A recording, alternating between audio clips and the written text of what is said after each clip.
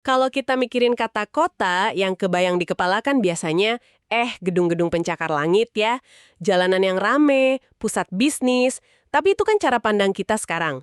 Pernah nggak sih Anda kepikiran gimana sebuah teks kuno yang umurnya udah lebih dari 1400 tahun, kayak Al-Quran, itu menggambarkan sebuah kota? Nah, itu pertanyaan yang menarik banget.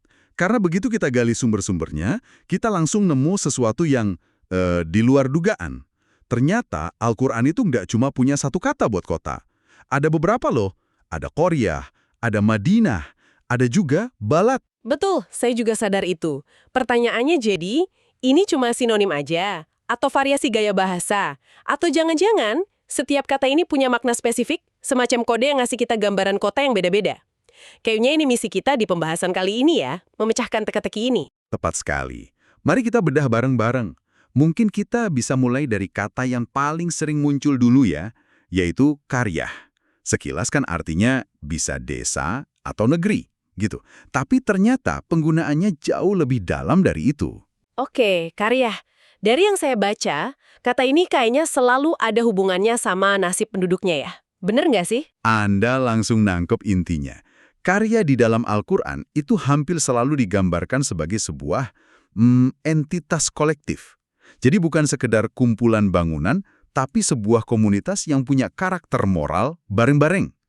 Nasib sebuah karya, apakah dia bakal makmur atau malah hancur, itu bergantung banget sama perilaku moral kolektif tadi. Tunggu. Jadi maksudnya kotanya itu sendiri yang punya moral, bukan cuma warganya satu persatu. Konsep ini agak asing ya.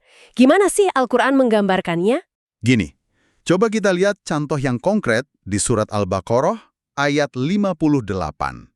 Ini konteksnya waktu Bani Israel diperintahkan masuk ke sebuah pemukiman. Ayatnya berbunyi, وَإِذْ قُلْنَا دُخُلُوا هَذِهِ الْقَرْيَةِ فَكُلُوا مِنْهَا حَيْثُ شِئْتُمْ رَغَدًا وَادْخُلُوا الْبَابَ سُجَّدًا وَقُولُوا حِطَّةٌ نَغْفِرْ لَكُمْ خَطَايَاكُمْ وَسَنَزِيدُ الْمُحْسِنِينَ. Oke. Jadi perintahnya itu bukan cuma masuk, tapi ada syaratnya. Masuk dengan bersujud, dengan rendah hati, sambil minta ampun. Terus ada janjinya juga, pengampunan. Jadi, karyah di sini fungsinya kayak arena ujian moral gitu ya, buat satu komunitas penuh. Tepat sekali. Kota itu jadi panggung ujiannya. Dan kalau ujiannya gagal, ya akibatnya juga ditanggung bareng-bareng. Ada contoh yang lebih dramatis di surat Al-Qasas ayat 58. Ini tentang kehancuran total. Dikatakan di sana, wa kam ahlakna min qaryatin batirat ma'isyataha fatilka masakinuhum lam tuskan min ba'dihim illa qalila wa kunna nahnul warithin. Saya ingat ayat itu. Kuncinya di frasa batirat ma'isyataha, yang artinya yang penduduknya sombong dalam kehidupannya. Jadi ini lagi-lagi soal moral kan. Hancurnya itu bukan karena diserang musuh atau gagal panen, tapi karena kesombongan kolektif. Persis, penyebab utamanya itu kegagalan moral. Arogansi, lupa diri.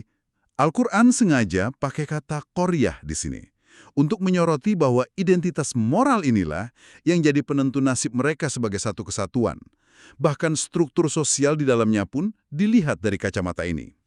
Di surat Al-An'am ayat 123 disebutkan, wa kadzalika ja'alna fi kulli qaryatin akabir mujrimiha liyamkuru fiha. Wah, ini menarik. Jadi Korea itu hampir kayak satu tokoh sendiri dalam cerita. Dia bisa jadi baik, bisa jadi jahat, bisa korup gara-gara pemimpinnya, dan akhirnya nanggung akibatnya bareng-bareng. Ini cara pandang yang unik banget ya, tentang kota sebagai organisme moral. Anda merangkumnya dengan sempurna. Qaryah itu potret jiwa sebuah komunitas. Oke, jadi Korea ini soal potret moral kolektif. Tapi gimana dengan kota dalam arti yang lebih kita kenal sekarang? Maksud saya, tempat jual beli, pusat pemerintahan, yang penuh dinamika politik, Al-Quran punya kata khusus buat itu nggak? Ada, tentu saja. Nah, disinilah kita pindah ke kata kedua, Al-Madinah. Kalau Qaryah tadi itu arsitipe moral, Madinah ini cetak biru sebuah pusat peradaban yang berfungsi secara sipil. Konteksnya hampir selalu soal hukum, perdagangan, politik, dan interaksi sosial yang kompleks. Jadi ini lebih ke sistem kotanya ya, bukan jiwanya. Bisa dibilang gitu. Coba deh kita lihat contoh yang sangat membumi. dari kisah Ashabul Kahfi di surat Al-Kahfi ayat 19. Setelah para pemuda itu bangun dari tidur panjangnya, mereka kan lapar. Apa yang mereka lakukan? Ayatnya bilang, "Fab'athu ahadakum biwariqikum hadhihi ilal madinah falyanzur ayyuha azka ta'aman falyatikum birizqin minhu." Wah, ini beda banget. Sangat praktis. Tujuannya bukan buat diuji moralnya, tapi ya pergi ke kota buat beli makanan. Al-Madinah di sini itu pusat aktivitas ekonomi, tempat transaksi.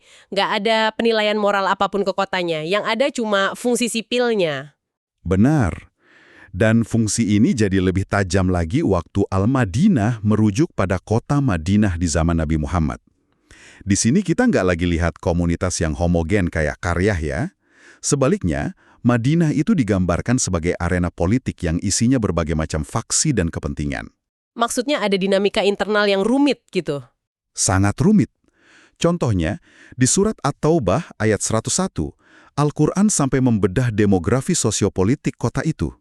Wa mimman haulakum minal a'rabi munafiqun, wa min ahlil madinati maradu 'alan nifaq. Oke, jadi di dalam satu Madinah ada banyak kelompok. Ada kaum munafik dari penduduk asli, ada juga dari orang-orang sekitar. Ini jelas bukan satu organisme moral yang tunggal. Ini panggung dengan banyak aktor. Tepat. Bahkan ada kutipan langsung dari salah satu faksi ini di surat Al-Munafikun, ayat 8, yang menunjukkan ada perebutan kekuasaan. Mereka bilang, Yakuluna la irroja'na ilal madinah la yukhrijannal a'azzu minhal adhal. Ini jelas sekali bedanya. Kalau Qaryah nasibnya ditentukan oleh satu sikap moral kolektif, Madinah itu justru wadah buat berbagai intrik, faksi, dan perebutan kuasa. Digambarkan dengan segala kerumitan di dalamnya. Nah, itulah esensi dari Madinah. Ia adalah pusat sipil, sebuah polis, dengan segala dinamika sosial dan politiknya. Jadi Madinah itu bisa merujuk ke kota spesifik yang penuh intrik politik kayak Madinahnya Nabi. Tapi ada nggak sih kata dalam Al-Quran untuk kota besar secara umum? Kayak metropolis generik tempat orang cari nafkah? Pertanyaan bagus. Ada.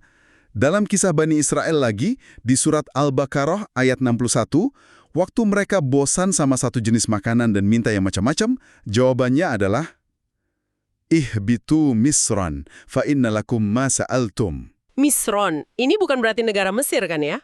Para ahli tafsir umumnya memahami ini sebagai sebuah kota besar atau metropolis manapun. Gambaran yang muncul itu kota sebagai tempat di mana variasi dan kelimpahan duniawi bisa ditemukan. Sayuran, bawang, kacang-kacangan, semua yang mereka minta. Ini gambaran kota sebagai pusat pemenuhan kebutuhan material. Oke, jadi spektrumnya mulai kelihatan nih. Kita punya Qaryah sebagai komunitas moral, terus ada Madinah sama Misr sebagai pusat sipil dan ekonomi yang fungsional. Tapi kayaknya ada satu lapisan lagi deh. Sesuatu yang rasanya lebih berat, lebih sakral. Anda merasakannya.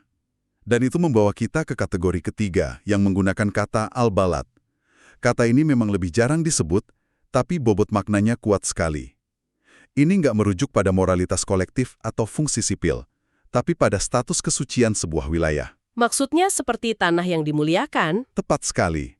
Contoh paling jelas ada di awal surat Al-Balad. Sesuatu yang luar biasa terjadi di sana. Tuhan bersumpah demi sebuah kota. Ayat 1 dan 2 berbunyi, La uqsimu bihadal balad wa anta hillun bihadal balad. Wow. Saat Tuhan sendiri bersumpah dengan sebuah kota, itu kan langsung mengangkat statusnya ke level yang beda banget. Ini bukan lagi sekedar tempat tinggal atau pasar, ini sebuah simbol yang sakral. Kehadiran Nabi Muhammad di sana seolah-olah mengukuhkan kesuciannya itu. Betul. Dan status sebagai pusat spiritual ini diperkuat lagi oleh gelar lain untuk Mekah, yaitu Ummul Qura. Ini kita temukan di surat Al-An'am ayat 92. Ummul Qura, artinya apa itu secara harfiah? Ibu dari kota-kota. Coba kita lihat konteks ayatnya. Tujuan wahyu itu adalah walitunziro ummal qura wa man haulaha. Ibu dari kota-kota. Itu gambaran yang kuat sekali, artinya kota ini bukan kota biasa. Dia itu pusatnya, induknya. Titik asal dari mana peradaban dan petunjuk menyebar ke sekitarnya. Jadi ini konsep kota sebagai metropolis spiritual, jantung dari sebuah peta keagamaan. Anda menangkap esensinya dengan sempurna. Balad menyoroti kesuciannya. Ummul Qura menyoroti perannya sebagai pusat spiritual global. Luar biasa. Jadi kalau kita rangkum perjalanan kita ini ya, dimulai dari pertanyaan sederhana soal beberapa kata yang kelihatannya sinonim, kita malah berhasil membongkar sebuah cara pandang utuh tentang peradaban. Al-Quran ternyata nggak melihat kota secara monolitik sama sekali. Betul, bukan satu definisi tunggal. Alih-alih begitu, Al-Quran justru memberikan sebuah spektrum. Di satu sisi, ada Qaryah, kota sebagai sebuah organisme moral yang dihakimi secara kolektif. Lalu di tengahnya ada Madinah dan Misr, gambaran kota yang lebih kita kenal. Pusat peradaban yang dinamis, kompleks, penuh politik, ekonomi, kota sebagai sebuah sistem gitu ya. Dan di sisi lain spektrumnya, ada Balad dan Ummul Qura, kota yang diangkat statusnya menjadi tanah suci, sebuah pusat spiritual yang sakral. Kota sebagai sebuah simbol. Yang paling bikin saya kagum itu bagaimana pemilihan katanya itu nggak pernah acak. Diksi yang dipakai itu seolah langsung ngasih kita kacamata untuk melihat aspek mana dari kehidupan kota yang lagi jadi fokus. Apakah kondisi moralnya, dinamika politiknya, atau justru status kesuciannya? Tepat sekali, dalam Al-Quran, kota itu bukan cuma latar belakang cerita loh. Ia adalah partisipan aktif dalam narasi ilahi, masing-masing dengan karakter dan perannya sendiri. Presisi dalam pemilihan kata ini menunjukkan betapa dalamnya Al-Quran memandang peradaban manusia. Nah, ini membawa kita ke sebuah pemikiran penutup untuk Anda. Saat Anda menjalani hari di kota Anda sendiri, di tengah segala kesibukannya, coba deh berhenti sejenak dan renungkan. Kalau kita harus menggambarkan kota kita hari ini dengan spektrum dari Al-Quran tadi, kata mana yang paling pas ya? Ataukah ia lebih terasa seperti sebuah Qaryah, di mana isu-isu besar kayak keadilan sosial, kejujuran, kepedulian bersama, itu yang jadi penentu utama nasib dan karakter kota Anda? Ataukah ia lebih mirip sebuah Madinah? Sebuah panggung besar yang sibuk dengan perdagangan, penuh dinamika politik, dan jadi tempat bertemunya berbagai kelompok dengan kepentingan yang seringkali, ya bertabrakan. Atau mungkin, bagi Anda dan komunitas Anda, kota itu punya sesuatu yang lebih, sebuah rasa kesucian, sebuah tempat yang istimewa dan bermakna, yang membuatnya terasa seperti sebuah balad. Sebuah pertanyaan untuk direnungkan saat kita mencoba melihat kota kita bukan hanya sebagai tumpukan beton dan baja, tapi sebagai sebuah entitas yang hidup dengan spektrum karakternya sendiri.